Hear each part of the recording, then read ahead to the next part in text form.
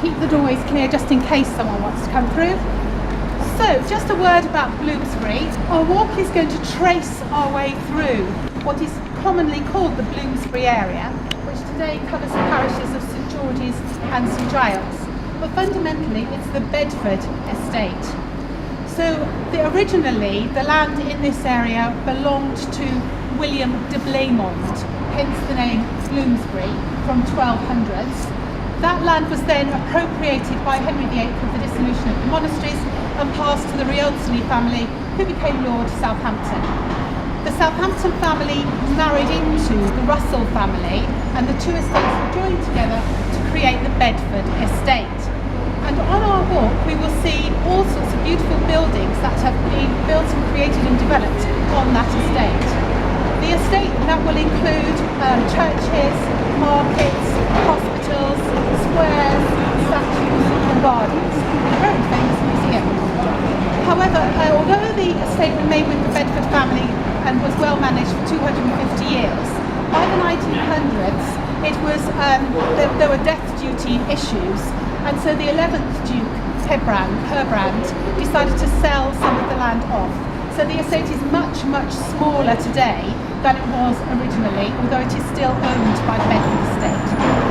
So in the 1900s, the Bedford estate commissioned an architect to create this arcade. The brief given was to create an arcade with columns that would, and colonnades, that would have a Roman feel. And the architect, a fairly unknown Worley, and remained unknown, took that literally, and I've seen photographs of Sicily, and it does look like streets in Noto in Sicily. So I asked you to look at the Sicilian Avenue gold lettering, and I just want to draw your attention to the columns that lettering was sitting on. But as we do so, I'd like you to look around the whole square. So you'll see columns where the lettering was, columns opposite you, red, white colours, towers, bay windows. It's a riot of architecture. And he literally took that kind of Italian Baroque or exuberant style and acted upon it. I'm going to point out one or two architectural terms, because these will recur as we go through the walk, and they're things that we can refer to later on. So the columns that you can see on the screen where the lettering was are ionic columns. That's to say they have a base, they have a fluted stem, and they have ram's horn head tops to them. On the top is what's called an embouchure.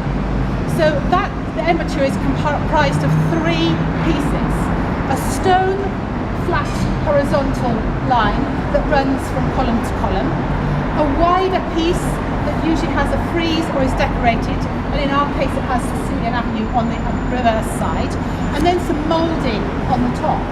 But in this case we have even more exuberance, because there's a balustrade on the top, and those spindle balusters are actually echoed all around on the tops. You can see the tops of pretty much every window has got that kind of balustrade with the balusters on it. But in addition, there are two urns, so we have finials on top. So it's a highly decorated embouchure.